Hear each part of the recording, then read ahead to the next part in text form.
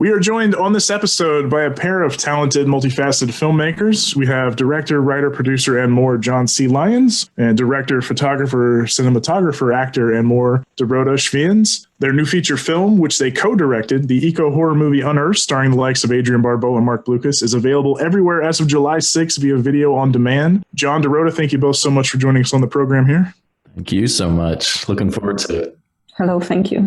Yeah, great to meet you both. We're really excited to talk to you. Always love having co-directors on because I'm always fascinated by kind of the process of people working together on something they're passionate about.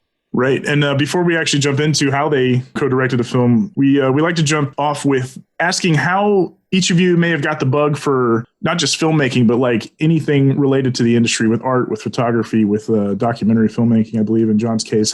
Was there a piece of pop culture or a movie or a TV show that maybe gave each of you the real push into wanting to do this for a living? I guess I'll go first. I always enjoyed drawing and storytelling when I was young. I would draw comic books and put them in my neighbors' mailboxes and tell them what the bill was for their subscription that they didn't ask for. Smart. It's a little early business, creative entrepreneurship going on there. And then, I always wanted to get into the arts and filmmaking, but I kind of chickened out and ended up going for computer science. I went the practical route. I was the first person, my parents didn't go to college, so I went for computer science. And then working in IT when nonlinear editing started, becoming a thing, I got back into it because I had access to like a Canon XL1 and, an editing system, and got back into it there. And really it was when I met Dorota later that she, really inspired and pushed me to like do it for real. And we started Lyons and Productions. Thank you, John. Well, I'm exactly opposite as John because I did start in music school and then I went to art school and then I went to 4 different colleges, art colleges. So the art was always present in my life. And I guess film was the next step, but I wasn't really dreaming about making movies. I was just asked one day completely out of blue to be DP on the set because director of photography wasn't able to make it, indie productions, how it happens. You get better paid job somewhere else and see lower paid folks. So I replaced DP and I liked it. And then I was asked again to do it. And then that's how it started, I guess. Yeah, it's funny. Sometimes we just sort of fall into, those sort of positions and one thing leads to another. But it's really cool to hear how art was always a big inspiration for you in so many different forms. And filmmaking really is kind of the coalescence of all the art forms, and in my opinion, with music and art, all those crafts. So I saw a lot of your credits. You, as you mentioned, you kind of started off with cinematography. Also saw several acting credits. How did you make that? We chuckle about those. Oh yeah? Why do you chuckle about those?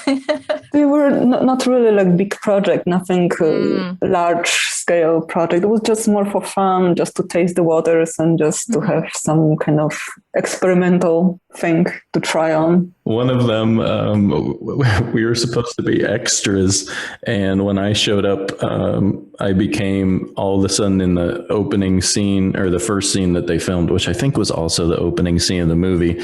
I then became a doctor, and I was given like a whole paragraph of like really technical medical terms to say with no preparation at all, no acting experience.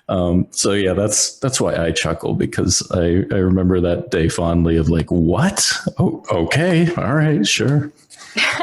Well, I think at that stage, it's like you're doing whatever you need to get the project made, right? And you'll fill any gaps. I remember one time I was on a set and the actor didn't show up. And it was for, one of the scenes where it was like the longest stretch of dialogue. And similar to what you mentioned, it was supposed to be a professor, and they had all this huge chunks of dialogue with huge words and kind of like a lot of technical terms. And so one of the crew members had to step in and perform at the last minute. And I felt so bad because they had all that. They had to suddenly quickly memorize all this technical jargon and difficult dialogue. Thinking about all of, the experiences you've had though, and whether it be photography, cinematography, acting, do you feel for both of you that kind of gave you an added edge when you stepped into the role as a director? Because you've had so much different experience, on both sides of the camera. And so you can kind of relate to what an actor is going through, or how to communicate more effectively with your cinematographer.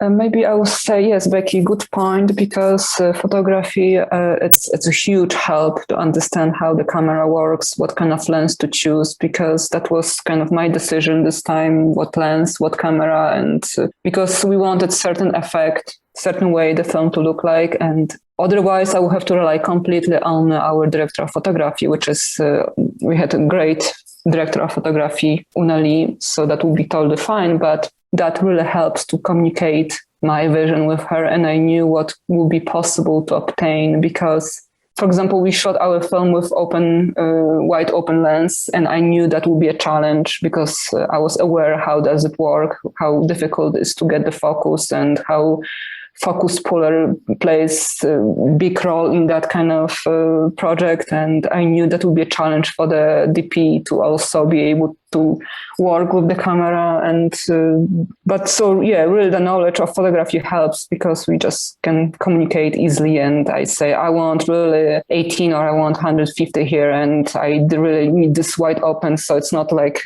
DP tells me what to do, but we kind of almost on the equal level. Of course, DP will know way more than I do. It's cinema, it's different, it's moving target and not same as still photography, but still helps a lot. Yeah, and maybe I'll just jump in real quick and say, starting off run and gun and independent, and I didn't go to film school, so it's kind of like you may coming up that way in a naive sense. Maybe be willing to take more risks and not necessarily follow like the quote unquote rules. So you're wearing all of these hats, and maybe it makes some things seem less impossible than if you're always on like a structured set and, following everything by the book and stuff like that. So rah for the indies. Well, John, you mentioned the computer science and going a different route, but you kind of, if I'm not mistaken, your jump in was toward like the documentary filmmaking. Was that something you thought was where you were going to go, or like, do you feel like your approaches for each type of filmmaking influenced them as you got into this narrative side of it? Yeah, I mean, it's interesting. I think the style, when it was just Dorota and myself, pretty much, and maybe a crew if we were lucky of 3 to 5 other crazy people. Our style was a sort of docudrama style, maybe something similar to like the early, I'm trying to remember like what was the Danish filmmakers that did like natural lighting and, you had to use like all Celebration. Celebration and early Lars von Trier. Dogma 95. Yeah, the Dogma 95. So kind of like in that style, of like a real run and gun, really raw situation. So I think maybe that's kind of the draw to crossing the lines between narrative and documentary. I mean, the first feature that we did, which was an extremely low budget, it was pretty much just the cost of the camera and like pizza every day, was a film about a man with Alzheimer's told from his perspective. It's called Schism, and we filmed it in an operational long-term care facility, and we had to get permission from all of the families because you can't shut down an operational long-term care facility. So we crossed the line between extras in the scene, which, we had to get permission from the families and stuff like that. But you had people that were in the film as extras mixed in with our actors and stuff like that. So yeah, we've kind of always been early on drawn to that style of keeping it as realistic and kind of up to the line as possible. And then a lot of the documentary stuff really came from, I'm also a teaching artist. So working with teens to use the camera as a tool to give them voice. So a lot of my documentary credits, I believe, on IMDb, I probably served more as like a producer, and I was working with students as well. No, that's interesting that you might have been producing more. We'll move into Unearth here because we definitely have some questions about it. Your credit as a co-writer with Kelsey Goldberg. I want to know, first off, was the origin or germ of the idea / story the horror aspect, or was it the rural farm family dynamic that came first? For sure, there were 2 documentaries that I had seen that were shot in Pennsylvania, which is where we're based. We're based in Western PA in Erie.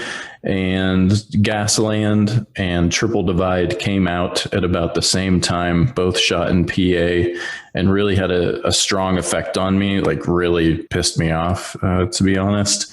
And I hadn't seen a film that, that kind of used fracking in genre. And I thought it was such a perfect, real horrific situation. And I can say for sure that the first image that popped into my head that kind of represented everything that I wanted to say in the film, I can't say because I'll spoil it, but you guys probably know what the scene is. It's a really horrific, terrible, powerful scene. And that was the first scene. And that was kind of the bar that I set with writing the script, and that we set with making the film, of like not pulling any punches and going to that point.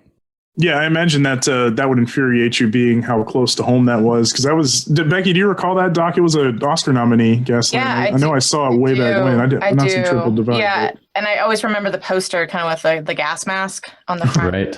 That's right. I loved what you said, though, John, about being really pissed off. It's funny because somebody asked me recently, like, what inspires you to write scripts? I'm like, usually, honestly, it's something that really pisses me off. I love hearing that. That's why I love genre. And I think it's a great way to kind of explore those things that, you want to channel your anger and frustration, but also, do something about it. And it's a healthy way of exploring that and maybe motivating other people to care. Yeah, I mean, that's a great point, and I really appreciate that you said that, because I do feel like each of my scripts come from a place of anger. When we did Schism, my father was suffering from Alzheimer's, so it was like seeing my childhood hero, this man that was a Korean War veteran that ran miles every day after work, like crumbling and becoming a shadow of himself in front of my eyes. And it was just like the scariest, most horrific thing. And, Schism was like kind of therapeutic for me to kind of explore that and get that experience down on paper. And with Unearth, it was the same thing. I will say, for those who have seen Gasland, because most people are familiar with Gasland, Triple Divide is like, for me, that was Gasland was kind of like the gateway drug to fracking, and then Triple Divide really boiled that down with really like hard factual information, and more of like a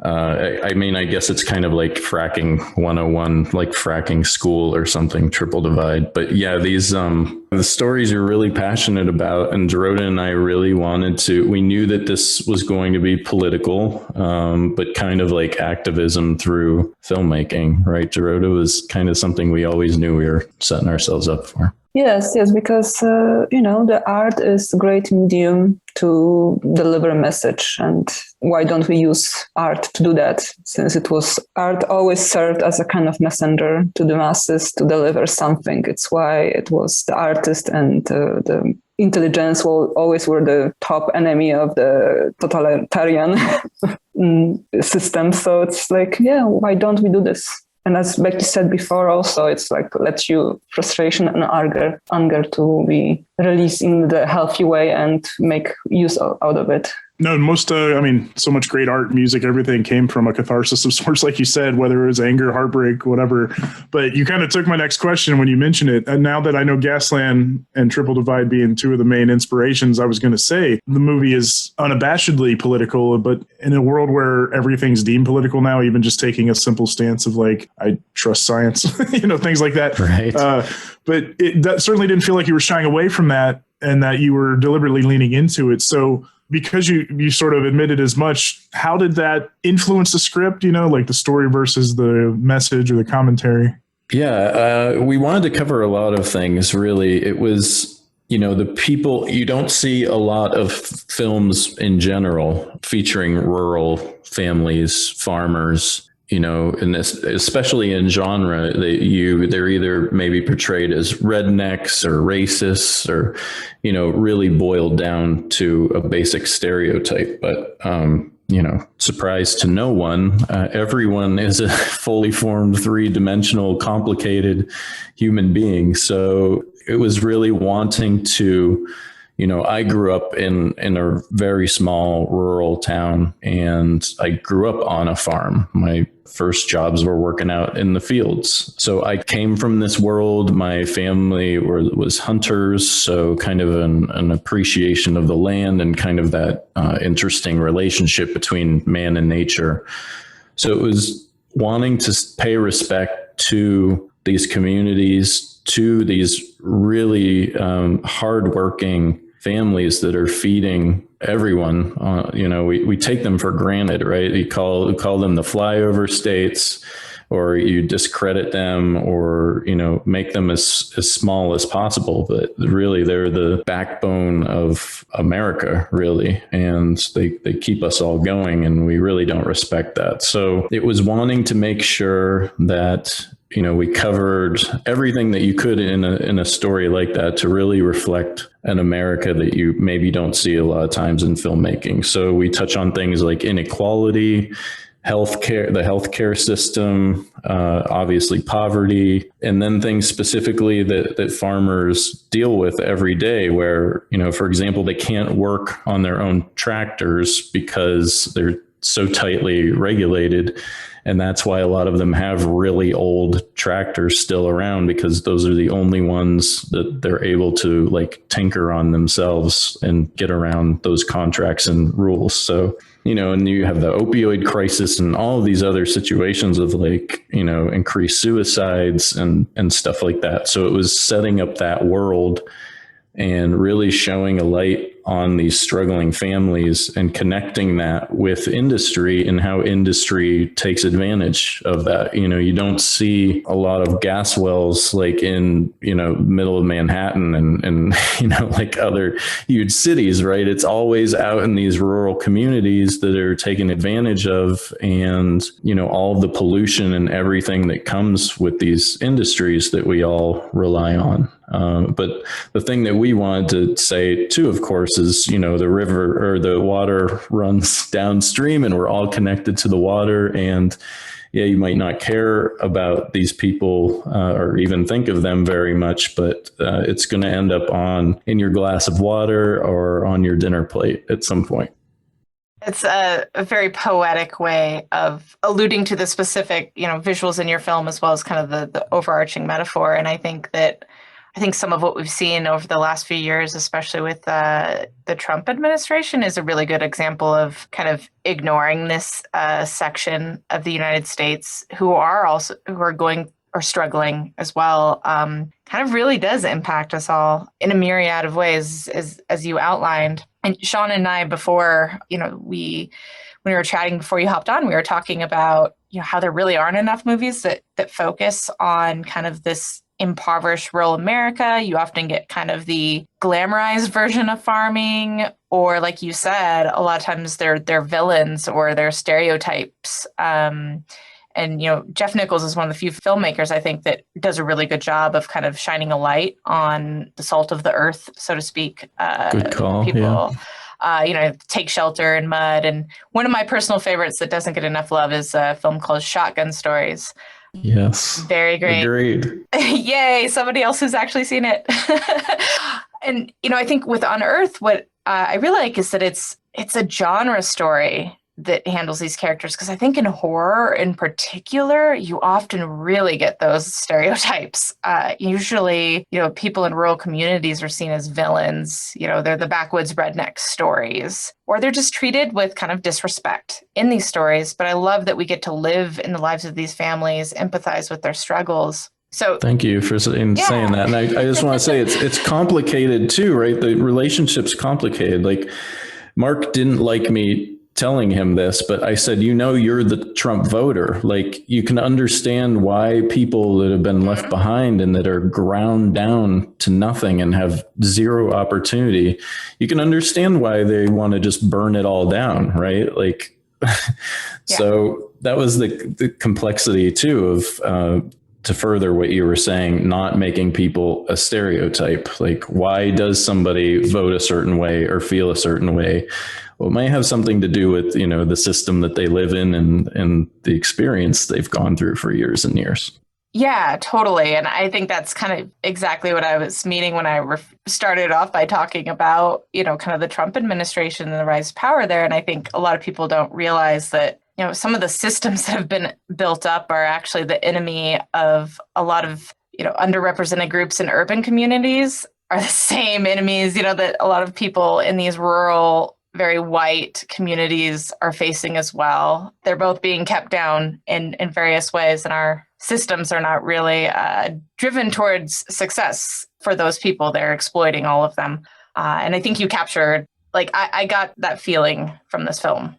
So congratulations on kind of exploring that nuanced issue, through empathetic characters. Thank you. I can say, just some of the critiques that we see that's interesting, and maybe Dorota wants to chime in on this, is, these are just boring characters and nothing's happening. And, it's like that lack of empathy, it does kind of sting, it's this because of this political climate and, maybe what you were talking a little bit about there, Sean, like the tribalism and teamification of like every single conversation, like anything could be boiled down to, just yes or no, good or bad. That's not the world we live in. And it's curious. We're happy that we showed a light on these characters and this situation, but I'm not sure that everyone's ready for those stories.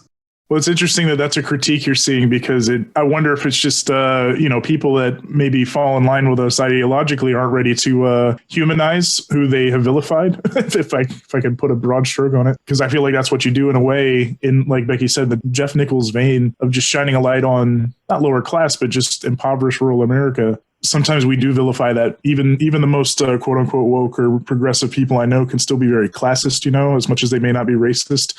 They still sometimes fall into a lot of class issues that they're unaware of. And I couldn't disagree with that thought anymore, that these people are just boring people, because they have the same layers that even middle class folks are struggling to pay bills and keep lights on. And I think that's all too relatable stuff. So it really comes down to class, like you were saying. If we could all, not to get into a rallying cry here in this conversation, but really, like, my feeling is it's a class. Everything is a class issue for sure. It's and that's what I wish we could all focus around and rally behind. Definitely. And Dorota, I'm actually really curious about your perspective on this. And, John talked about how a lot of this was driven by his personal experience growing up in, kind of rural Pennsylvania. I imagine you had a fairly different upbringing in Poland, but there's probably some parallels you could probably relate to with kind of this American heartland story. Oh, yeah, for sure. Because when I was growing up, for example, Poland had a civil war. It was in the 80s. So I'm not necessarily like born in silver spoon, So yeah, totally can see the struggle here in America, and I can totally relate. I wasn't living high life free of problems and after that, I could totally see how people struggle when they have nothing to eat or they're not able to buy anything, even in the store, because there's nothing there. So it's like totally different experience when I was growing up. But because of my experience in Poland, I totally can sympathize with the people in America who live the life we just try to portray. So yeah, I totally see that and understand their struggles. And I also wanted to mention that film is not just about fracking and it's just not about issues with being a farmer in America, but it's also about come to the surface your feelings and emotions. There's people who feel who going through love and friendships. I just wish people watching the film can see it, that you have here disappointment, you have here love, and you have strong friendship which wins that, or you will see that in the film. Yeah, and just showing the isolation too, right? Like, Dorota, I know you and Una worked with how to portray that through image, show them isolated, try and, really have that experience of being there with these people. We really tried to, make them all living, breathing, three-dimensional, complex characters. That was always a goal. Right. And I think you did just that for sure. I mean, from Mark and Adrian on down to the supporting cast, I don't think there's anybody who doesn't have an extra layer to them that may have just been a caricature or a black and white supporting player, lesser script or movie. I know that you mentioned you from Erie, so you kind of have that Western PA roots. And I believe Mark Lucas is from the area as well. Were you kind of always committed from the jump that this would not only be filmed there, but take place in Western Pennsylvania? Yeah, I mean, for sure. You're absolutely right. We're trying to build a film industry here in Erie. Our hubs really for the state are Pittsburgh and Philadelphia. But yeah, one of the goals of the film, Mark Lucas and Allison McAtee, when we were doing the Kickstarter. So this started off way back, actually. This is the 8th year of the process of Unearth. In 2015, we had a much smaller scope, much smaller scope, and it was a Kickstarter. And we got on the radars of Mark Lucas and Allison McAtee, who are both also from the Erie area. So when they came on board, and then the scale of the budget, I will say, was able to increase a little bit, then it became, let's bring talent back home and hire local. And definitely that was a goal for the film, to show that we could make a film of this scale here. And Rachel McKeon, we didn't know was from Erie as well. So we kind of got three people from Erie, which was a bonus for the lead cast. And then, of course, filled them out with our amazing casting directors with the important supporting roles as well. So beyond the Kickstarter, did you guys shoot any proof of concept for the Kickstarter video, or was it more just selling the story idea with the crowdfunding campaign? We did both. We shot proof of concept in 2016 because we thought this way we'd be able to get more interest and be more serious, show that we are more serious about the project and show the potential we can get with this kind of film. And then what happened, John? We started showing this on the... How did it go? Then the Kickstarter and the proof of concept, then it kept growing. Like when we did the Kickstarter, author Chuck Palahniuk, for example, tweeted about the project, which really helped us a lot with getting the funding. We were in a program in New York, Dorota was accepted into, called Big Vision, Empty Wallet. And we went to New York, and it was kind of a pitch event to teach you how to pitch.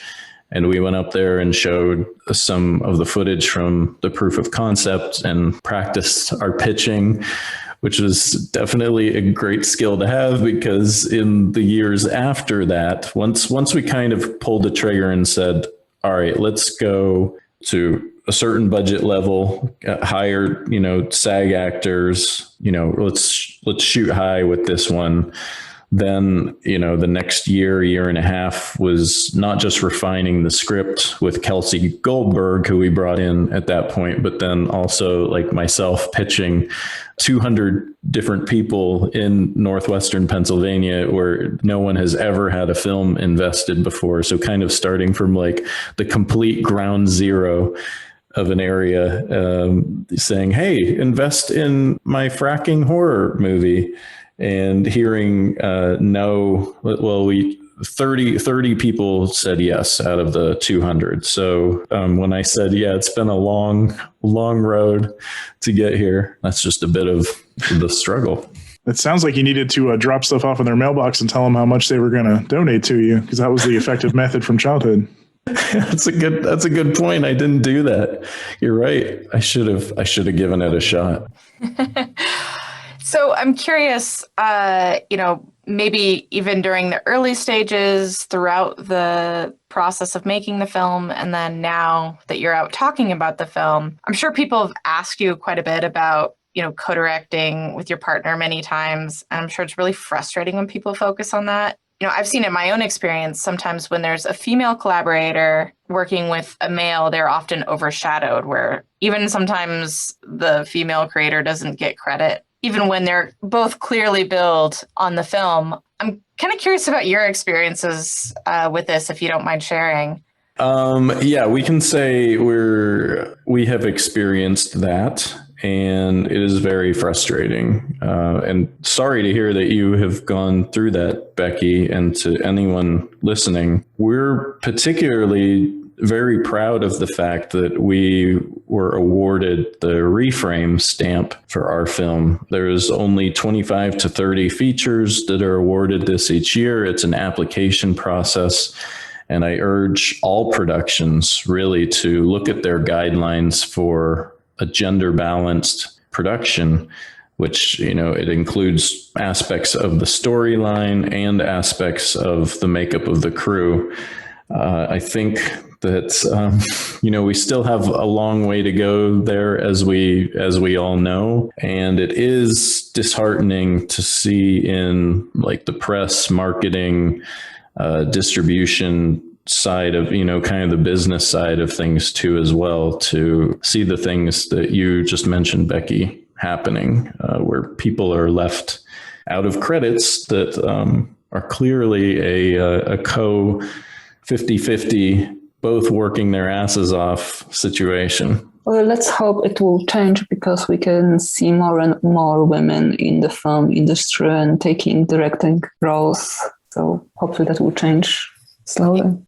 Yeah, I think that's the only way it's going to change is, filmmakers like yourselves, where you're prioritizing creating more equity among the crew. And, really, if women aren't given the opportunity to have these jobs, we're just going to keep, having the same cycle of problems again and again, because otherwise, if they're not given these opportunities, they'll never build up the credits and the experience. So they're then not considered for the larger opportunities. But as we see more and more people prioritizing it and making it a point to really try and reach as much gender equity, as well as, including more people of color as well, behind the scenes, that's really the only path forward. So good on you for, being, part of that change and taking that step. I think we have a long way to go, as you both said, but at least it's part of the conversation now. Yeah, that's a good point. It's a challenge that we should all accept, right? And it makes the stories better. I mean, it's the weird thing of, when you have more diverse voices in the room, the end product is always better. So getting out of this like old patriarchy way of thinking will be so much better for society. We certainly made some strides, but there's still a long way to go. And I also think you got to call out the beat writers who do these articles and stuff too, who will shorthand a single name. And it's funny how that works. So they almost will always pick the male name of the two if it's obvious to do that. Because we've seen it firsthand. We've even had previous guests on the show who've co-directed and been left out of a lot of press releases and stuff like that. So it takes nothing for these article writers and these websites to jump in and make a quick edit. So if you ever see it, also call them out, because I do think they are part of the problem. But yeah, it's only improving, thankfully, if slower than we'd all like.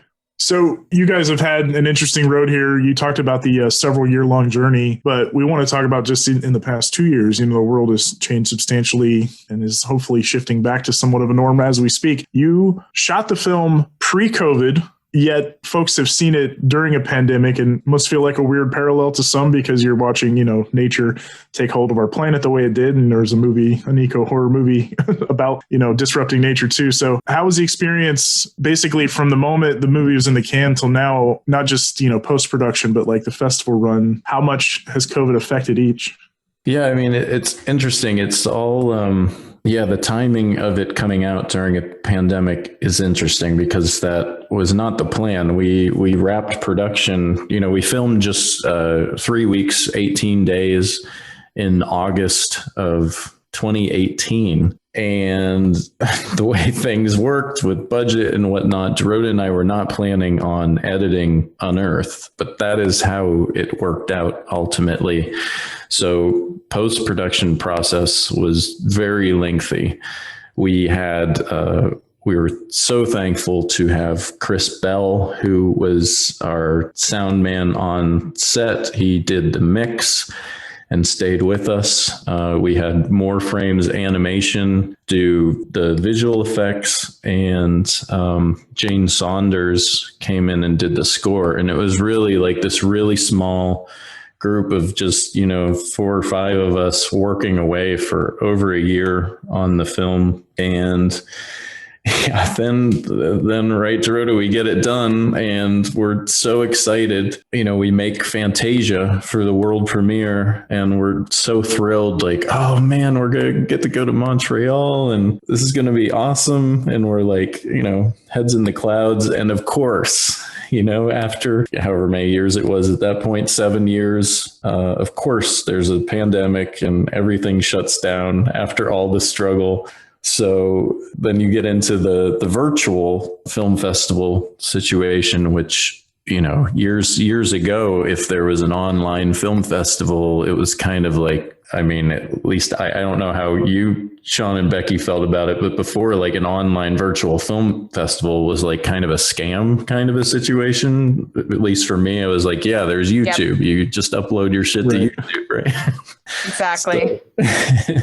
And now all of a sudden, everyone's doing that. And I have to, hats off to Fantasia, really. They had, they were one of the first ones up, and they had a Discord community that they set up, which worked pretty well. And there was a lot of conversation offline there. There was like a filmmaker room, and then there was like a general public, and then reviews. And, we tried to be as involved in that as we could. Obviously, you're missing out on all of the networking and other things that are so cool about a festival experience. And of course, not being able to sit with an audience for your film. But I can talk about the experience of getting to see it finally in Los Angeles, which was fantastic. But Dorota, do you want to add anything more about our year of festivals?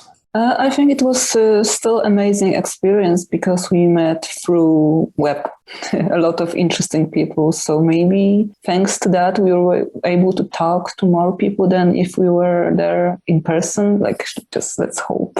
I'm trying to make me feel better, but still it was a nice experience how it was organized and impressive. In short time, was able to kind of make those platforms able to screen the film and have interviews. And there's an argument to be made that more eyes got on the film because of the virtual nature of it, where we've talked with a few filmmakers in recent weeks here that they may have had 100 to 400 some people watch it, where it may have been 30 in the smallish theater in the tiny town that the festival was in, So I guess there's a silver lining in that regard. Like yes, you had to go onto a digital service to kind of discuss it, which was a very different animal. But I would think that maybe getting more eyes on it might have been one of the cool beneficial parts of the virtual festival, just to give it some type of positive spin. Yeah, I would agree. Yes, I agree with you. I think it was easier to watch the film because you just sit on your couch in your house and you don't have to go or travel anywhere. So this way was kind of maybe wider approach to everyone else interested. Yeah, that's a good point. And we decided to only do one U.S. screening or one U.S. festival because we were kind of nervous about, and I'm trying to think of how I feel about this in hindsight, but we were kind of like, we're going to be cannibalizing all of our like rentals and VOD and DVD sales. Like, this is what we were thinking months and months and months ago. So we decided to only do one festival, and it did sell out, which we were really happy about.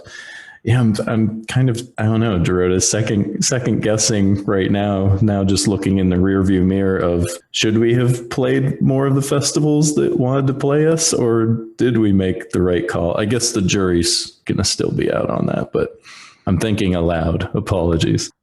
No, I think a lot of filmmakers were in the same boat of having to make difficult, unprecedented decisions. And the theme of today is me relating to many of your stories. I also, the same year, I had a short film that was premiering at Fantasia. And yeah, I was looking forward to going to Montreal. It's a great city. It's a great festival. I've been fortunate to be able to attend it twice in the past. Oh, you lucky. Yeah, I love it. The Frontiers program is amazing.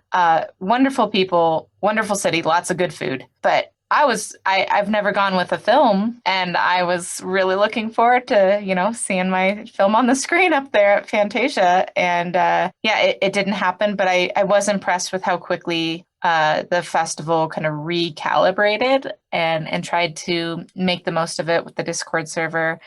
Kind of going back to your kind of self-doubt and questioning strategy, I was going to ask you, do you feel like, even though maybe more eyes got on the film and it was but it was still kind of difficult in this online setting, do you feel like it impacted the ultimate outcome of your film? Like in terms of sales and distribution, was it more difficult to find those partnerships as a result, or were you actually able to connect with more people and find a better home for the film? I think Fantasia for sure was huge and very important for us as far as our world premiere place.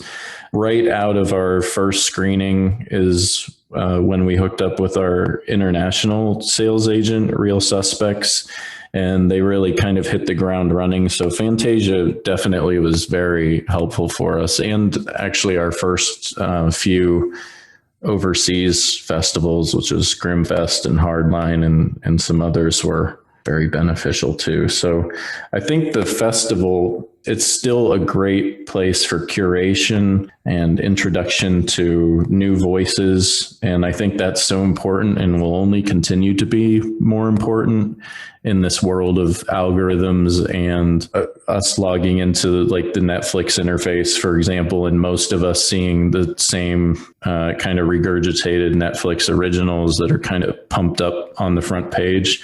I think festivals and their role in curation and programmers will become more and more important for people that are looking for anything that's non-mainstream, non-original, non-homegrown.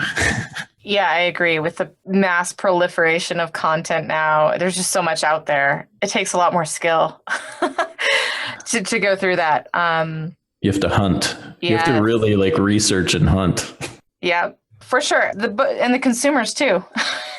Yeah, that's why, I don't know, the water cooler talk now I think with my non-film friends, it all seems to center around whatever was the latest release that is just the one that's pumped up on that topmost recommendations. Everyone's I worry about us becoming a monoculture kind of situation. Oh, yeah. Because they got to pay the bills too. So, they're going to, new releases. My new releases are always 90% Netflix originals, and they haven't, some of them haven't come out with a new season for 2 years, but it's still in my new releases. It's I see what you're doing here. It's not good. Oh yeah. I feel like we could have a whole podcast dedicated to kind of how we are creating this echo chamber through algorithms, both, in all entertainment that we consume and even just any type of social media.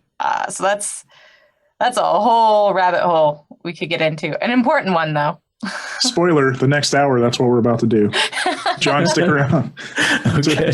Stick around. We'll talk about it right now. I mean, it's a problem for binge model broke right? America's brain. Amazon, once they got rid of, independent shorts and docs, right? They're just starting to take stuff down. This is going to become a real issue. No, it's alarming for sure. Becky's right. We should probably have a roundtable episode just about the changing nature of it right now. But nope, that's not what this episode's about. This episode is about you guys and Unearth, which again, July 6th, 2021, it will be on VOD outlets like Amazon and Google, iTunes, Vudu, or wherever you purchase films. So please look for it there. This is the fun part. Well, it's all been fun. It's all been fun. But yeah, no, we usually do a bit of a Proust questionnaire-esque segment with our guests in the second half here, where we sort of ask genre-bent questions based on some stuff we might have learned about you. And because there's two of you, we catered a couple directly to each of you, and then a couple could just be whoever wants to go first. But we'll try to keep it. We call it rapid fire, but there's really no pressure. It's just kind of one of those first thing that comes to mind. Hopefully the listener will learn a little bit more about you. So if you're both good with that, we'll jump into it. Totally good, but I have to say I'm nervous. I have listened to some of your podcast episodes, and I have to agree with like Brea Grant that I always worry about like how I'm ranking my films and stuff like that, because there's so many favorites that I feel like I'm going to betray some in my list. So we'll forget somebody or some movie, but that's okay. It's if it's the first thing that comes to mind, it must be somewhere near the top is how I kind of look at it, I guess. Yeah. Immediately after whenever I answer a question like this, I always think of a better answer, like 5 minutes later. So no worries. So we'll expect an email in the middle of the night from both of you saying like, I completely forgot to mention this very unknown movie Scorsese made in 1971. Yeah, thank you, because I'm not good with interviews. I never know what to say. Well, that's all right. Like I said, no pressure. If you don't even have an answer, you can even pass. You can pass. And there's no right answers to any of these. All right, so I'll kick it off with the first one. What movie do you think you have seen the most in your life? Oh, this one for me is easy. It's Monty Python and the Holy Grail. I had a neighbor who watched it all the time and was much, much older than me, but it infected me, and I watched it hundreds and hundreds of times. And is this question for me as well? Yes. Yes. For me, that was probably Dirty Dancing.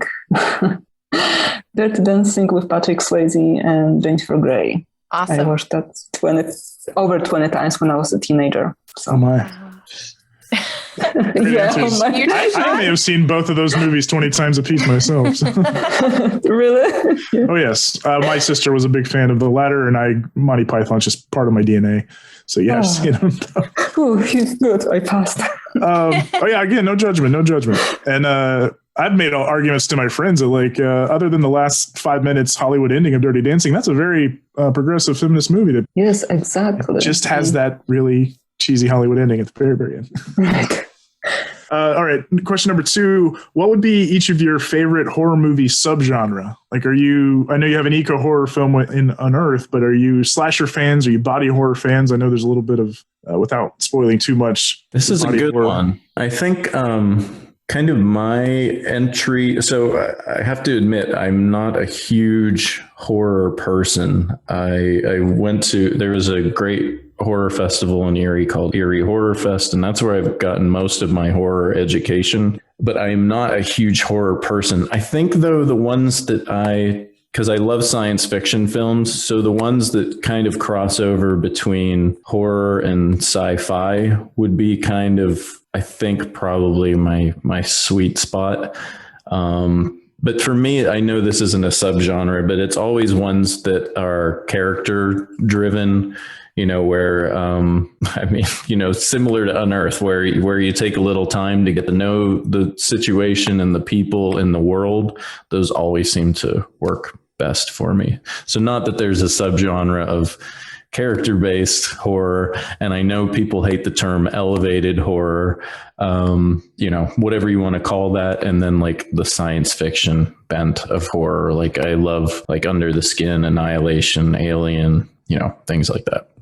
And I will kind of second what John said, because I do like elevated horror, for example, and because I think that's the most disturbing, when you kind of expect and you kind of processing the whole film in a different way than just jump scare or gore. I'm not really interested in that kind of things, but more like psychological, I don't know how to say, anticipation of something coming.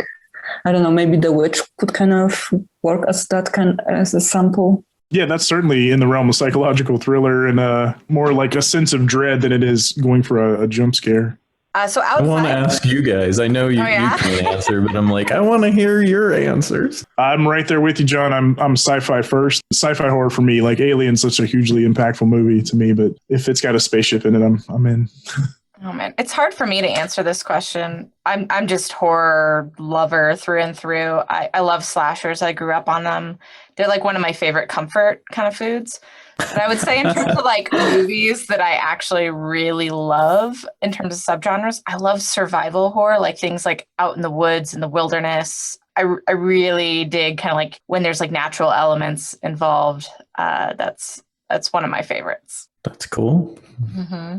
So outside of horror, what are if you were to pick a genre, would it be sci-fi? Would it be something else? What's your favorite horror? The question is, what's your favorite genre outside of horror? Yeah, I really feel like for me, it's sci-fi for sure. But, everyone will say like 2001, of course. But I don't know. I mean, looking, in preparation for this conversation, I did like kind of go through my IMDb history and make a list of, films that I gave like 10s to on IMDb.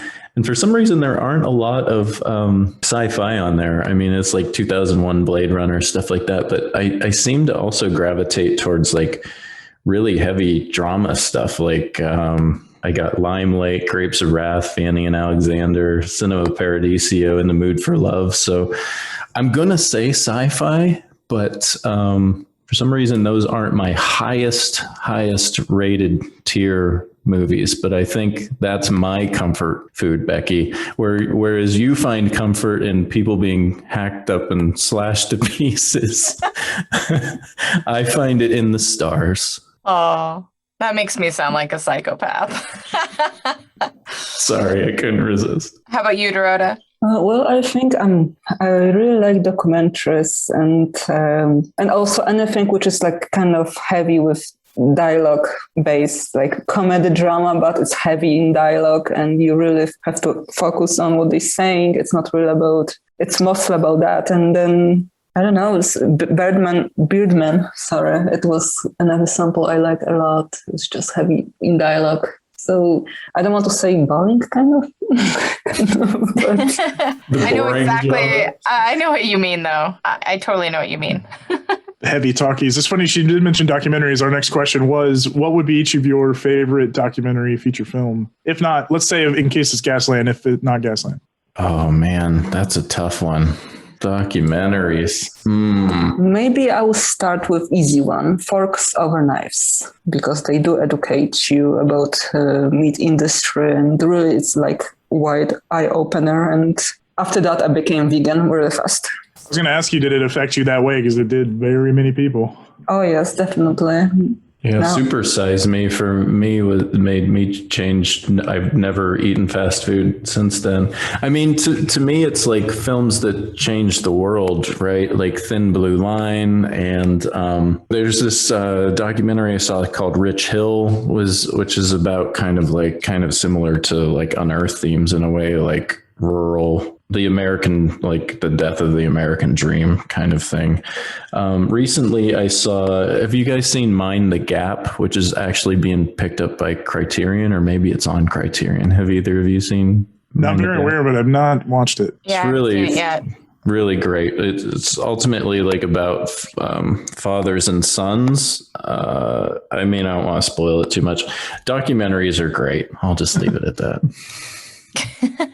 Fair enough. Who is your all-time favorite director? I will say David Fincher of Fight Club. I watched Fight Club so many times that first comes to my mind. Yeah, I mean, yeah, late 90s is kind of peaking for me wanting to get back into film. So that was the Wachowskis, Fincher. I mean, kind of the filmmakers that are like, they have a lot of style, but it's not a style over substance situation. You know, it's kind of like finding that perfect balance of Hollywood studio that's able to, be about something and not just bullshit garbage selling toys or something, So I have to probably agree with Dorota that I would probably have said Fincher forever, and then it kind of turned into Kubrick.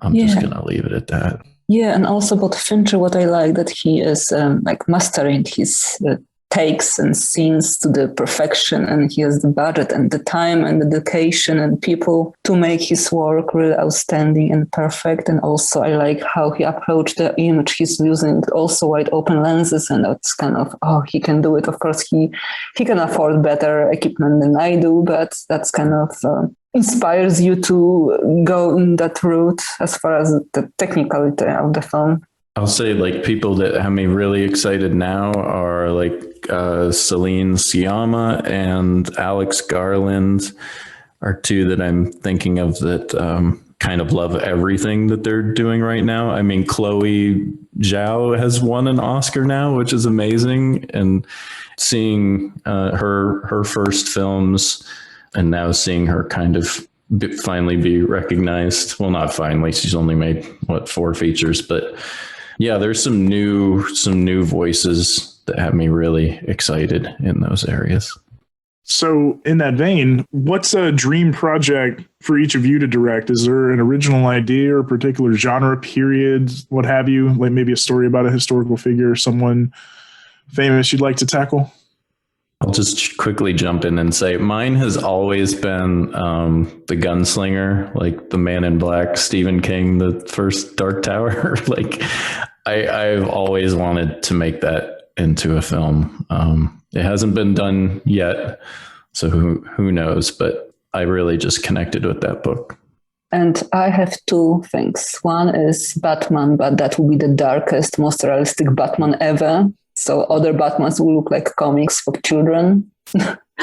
And the other one will be just do a little movie with just 3 maybe cast members in one location. It's more like heavier kind of play characters. So we have again dialogue and one location and really kind of well lit, well filmed, really good dialogue, kind of theater, kind of play vibe, movie, drama.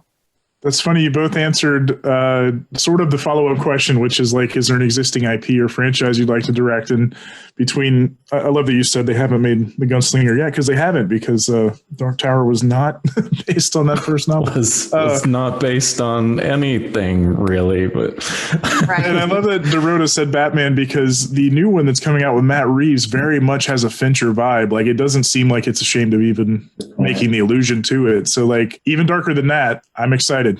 Yeah, me too. I want to see the darkness. No, I meant for yours, the one that would be even darker. Oh, thank you. Yeah, I'm sure it will be super dark. Yeah. So I think we checked off the next question. Yeah, they double teamed the IP and the original idea question. So the next one would be, is there a living/working actor out there that you've not had the chance to work with yet that would be the top of your wish list of actors to work and collaborate with? Easy for me. Mads Mikkelsen. Oh, I'm going to take that one too. Yeah, Matt. We would love to work with Matt. There is something about those Danish guys. And maybe the guys from Clown, Dorota. Maybe we could put the Clown guys in something different. Yeah, Frank Fram and Caesar Christensen. Yeah, Christian and Frank. Yeah. Mads is such an interesting case because he's known as a villain in American movies, but he's kind of a clown in a lot of comedies overseas. Mm-hmm. But everybody here thinks of him as just an iconic villain in so many. He's a Bond villain and Hannibal. Yeah, Hannibal, of course. Yeah, definitely. He has that face, multidimensional, that can change depending from the project. So on a similar lines, do you have an all-time favorite acting performance? Ooh. That's a good question. I think, I do. What was the film? Not The Road, but the American Star? No, what was the... American History X? Yes. then when he was Or no, wait, the one with I'm sorry, History of Violence is History Yes. of Violence, yeah. Yes, thank you. I really like that one, because that shows that slow evolution from father of family and, just average guy, and then slowly evolving in that badass gangster, of course, that was kind of, I really like it. I liked him in the other Cronenberg as well, Eastern Promises. I thought he did great in. Oh yeah, for sure. I might just have been blinded by the naked knife fight. I don't know. He wasn't great. They had a good thing going. They should team up again. They're due. This one's tough. For some reason, I'm thinking like only because of the weight and the history of it, like Chaplin in Limelight felt like so personal and so sad. I'm gonna say Chaplin in Limelight. I'm a big fan of. I have a young son, and he's discovered some Buster Keaton gags via YouTube, and I'm showing him both Chaplin and him and Harold Lloyd and all those guys. So it's really cool. I'm a fan of so much of that silent era stuff. But yeah, Chaplin underrated as an actor for sure. This is fun.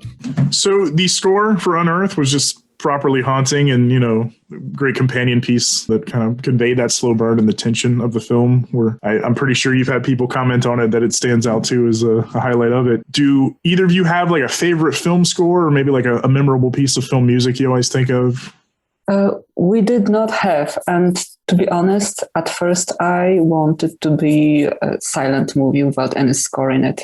I know it sounds crazy, No, I get it. Yeah, that was why I experimented. Because especially with the first half being rather quiet, because you're like fly on the wall with the families and stuff. I understand. Yeah, thank you for understanding and seeing that kind of point of that. Yeah, I just wanted, but then we met Jane, and she was kind of perfect for this project because she did have art installation involving sounds from the fracking site already. So it was like, wow, weird coincidence. Well, this is like big coincidence, so we have to use it. And slowly I was convinced that we will make a score for the film, and Jane wrote just for us her score. Yeah, we're so happy with the score. I mean, now it reminds me of The Shining, which I didn't think of at first, and in the moment it was actually Jane that kind of like after rewatching The Shining was like, oh yeah, the opening scene with the car like driving to the hotel or whatever. So I think like it makes me think of The Shining, which makes me warm and fuzzy. So would that be, I'm sorry, the question was, do you guys have a favorite piece of film music or film score? But I'm thinking The Shining. Okay, yeah, not The Shining. For me. Okay. And yeah, I probably second that. I won't be too original with coming up with different one right now, but The Shining probably is. I'm just repeating after John, basically. Right Yeah, now. no, I think that one is in the same vein of like unnerving. Just it's enough to give you like the idea that there's some tension behind everything. Recently, I love like Mad Max Fury Road. I thought it met the intensity and was like nonstop, like pedal to the metal. I thought that was a good like melding of audio and visual. It's a good way to describe everything about that movie, pun intended, pedal to the metal. So this next question is for Dorota, but John, you're welcome to answer it as well. Who is your favorite still photographer? Anybody who does cinematic kind of approach on the photography. I won't say Lebowitz, the most known and popular one, but I think John Carter Smith. Oh, wow. Yeah, Carter. Because he's got great photography. Yeah, because why? Because he's a photographer as well, similar to kind of my background, and then he became a director. And so he has that approach. In his photos, you can see cinematic approach, the white screen and very grainy kind of moody photographs. So I would say the current photographer, that's what first comes to my mind. I love that. I don't know if you guys know who Carter Smith is. He directed The Ruins, if you remember The Ruins from years back. Yeah, I didn't realize he was a photographer. That's his bread and butter. Yeah. He started with photographing Amber the model. I can't remember. He does a lot of fashion stuff. Yeah, like kind of edgy, gritty fashion. Yeah, he's great. Dorota and I we used to run a film series at a college, and we brought Carter out for The Ruins, and really, really cool guy. That's a cool throwback, Dorota. I was going to say, don't ask me that question. That's a Dorota question for sure. Well, this one she might be able to answer, but it's mainly for you as a native. What would be your favorite local spot to eat in Erie, Pennsylvania? Oh, that's funny. Well, the place where we filmed the bar scene in Unearth is where I spent a lot of time in college. The Edinburgh Hotel Bar, give them a shout out. They were also our caterer. So yeah, a lot of time at the Edinburgh Hotel Bar. Favorite spot in Erie. This is really political, guys. This is asking a lot. I have a lot of favorites in Erie, but maybe Dorota and I will throw it back to Bertrand's Bistro, which doesn't exist anymore, sadly, which was Dorota and I's favorite spot back in the day. And we filmed a lovely scene for a film called There Are No Goodbyes at Bertrand's Bistro. Rest in peace, Bertrand. Didn't mean to poke a soft spot there. All right, another question for Dorota. What is your favorite Polish film? That's tough because we do have some great directors, Kieślowski's film and Roman Polanski's films and Agnieszka Holland films. So we do have a lot to choose from. Probably the trilogy, Kieślowski trilogy, Red, White, Blue. I would say the same. And Double Life of Veronique and what else? Decalogue, which is very dark, kind of series of decalogues, rules. I don't know how to say it in correctly English. So I would say Polish cinema is the older cinema. I'm not referring to current right now because we do have kind of great filmmakers as well right now. But the one I'm kind of thinking from my younger days was very dark and kind of makes you, I don't know, appreciate your life after you finish watching them. So yeah, probably Kieślowski, anything Kieślowski. Yeah, I mean, I would just echo that. Kieślowski and Agnieszka Holland, and then Paweł Pawlikowski, who did like Ida and stuff. He's really cool, up and coming. In Cold War. Maybe I should mention Polish director, female, Małgorzata Szumowska, who current director, well awarded. So maybe that's worth mentioning her, to watch her films. Happy Man, Stranger, In the Name Of. She made movies like this. Add those to the queue. Yeah, you guys are giving us a few things to add and look up between photographers and films. John, this one's primarily for you. What is, for your money, the best movie about Pennsylvania? And I'm going to say we're going to exclude Philadelphia movies because Philly's basically New Jersey, right? Let's say favorite movie about mid to Western PA/Pittsburgh. Oh, man, that's a really good question. Jeez. You guys don't have a list in your office or something? No. I got to think. Great football players, great pro wrestlers. There's a lot of stuff that comes out of that Western PA corner. I mean, I think Fence is kind of like, I'm trying to think, like, I think Pittsburgh to me feels the most Pennsylvania. So there's stuff like, you also got Romero and the zombie movies taking place up there. Yeah, for sure. And then like Adventureland comes to mind, like for, you know, the young experience. Fences, you know, from a much different experience. The Road. No, not The Road. What was the boxing movie with There's obviously a few Philly. Oh, you're talking about The Fighter. Yeah, I was gonna say there's a few famous Philly boxing movies. Right. Yes. Yeah, I grew up for sure watching Rambo and Rocky for sure back when I was a young scrubber. Yeah, I'm going to say those feel the most Pennsylvania maybe to me is The Fighter, you know, kind of like gritty, dirty. Yeah, like The Road, I just said. That's not shining a positive light on that's apocalyptic. I don't know if we're... I know, I'm sorry. But yeah, no, the road works, but I don't know if it works in the way that... I know, I'm just trying showing the Rust Belt pre-apocalypse. Dirt is just being a smart ass. Just my bad humor. I love it. I love that humor. It kind of goes along with the next question in a way. Well, so kind of wrapping up the 15th question in the Rapid Fire 15. Congratulations. You've pretty much made it through. Wasn't so bad, right?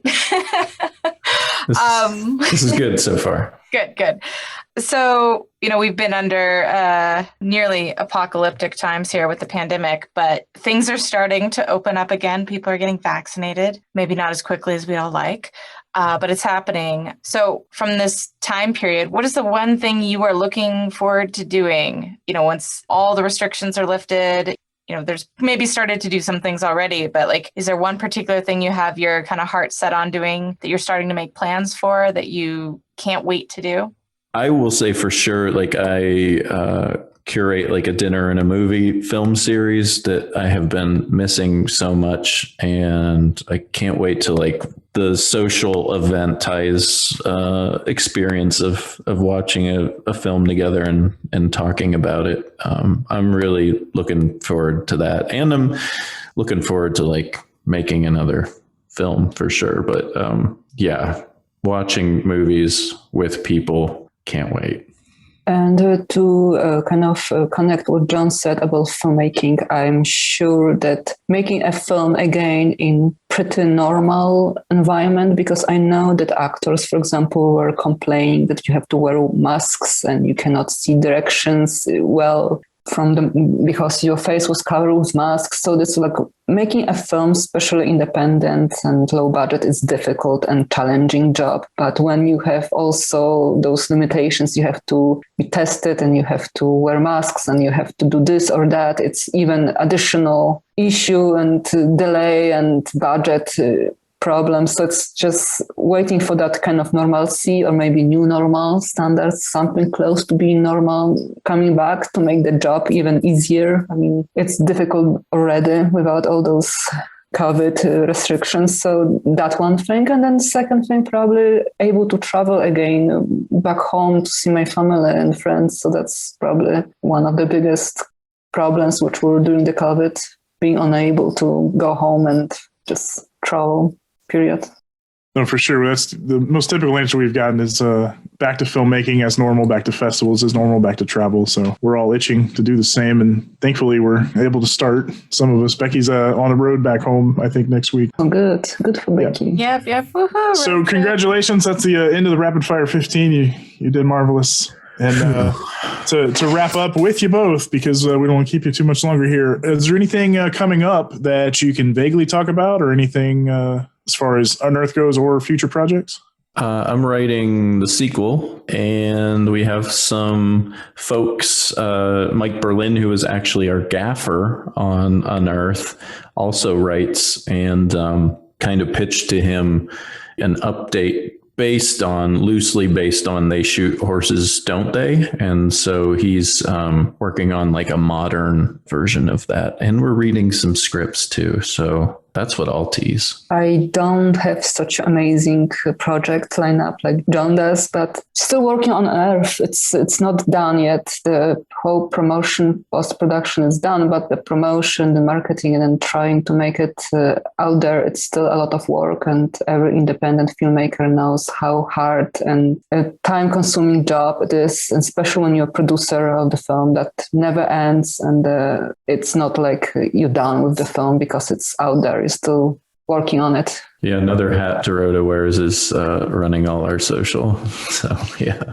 That's multiple jobs in one. And, when a film, people, tend to think of a film as a small time capsule, but there's such a long journey, like you said, years in the making. And then you're kind of still working on it, through all the promotion and everything else for so long. So, yeah, I definitely understand if that's your world for a while, Dorota, but I'm sure you will have some exciting projects coming your way soon. So where can people find you online if they, do you have any social media handles that you'd like to tag, or websites that you want to point people to? Unearthmovie.com is our main website. So obviously, as you guys mentioned, we're coming out on VOD July 6th. Unearthmovie.com. We will, in the future, for people who like hard goods, like real media collectors. We held on to the Blu-ray rights ourselves, so we'll be releasing like a features packed release of the film on Blu-ray, which you can get through the website. And Dorota, I think our Facebook is Unearth Movie. Our Twitter is The Unearth Movie is our IG. Unearth Movie, yes. I think that's all of them. And we'll be sure to link to a lot of that in our show notes at paperstreetpodcast.com for sure. You'll find links to all that and more, trailer and whatnot. So yes, look for Unearth, July 6th on VOD, wherever you purchase movies. So we know that grind, honestly, all too well. We appreciate the time you made for us here today because the promotion blitz can be just more than exhausting. So thank you both for obliging us and playing along with us on the interview and the rapid fire. So it's been so much fun. Thank you. We really appreciate, when you get to watch the film and dive in deep and talk about all the industry stuff and share war stories. It's been a lot of fun. We're glad to hear it. And again, July 6th, on demand, Unearthed. Check it out. John, Dorota, thank you again for the time, and look forward to seeing more from you down the road here. I can't wait to see what makes you angry next. Thank you. Same. All right. Take care now.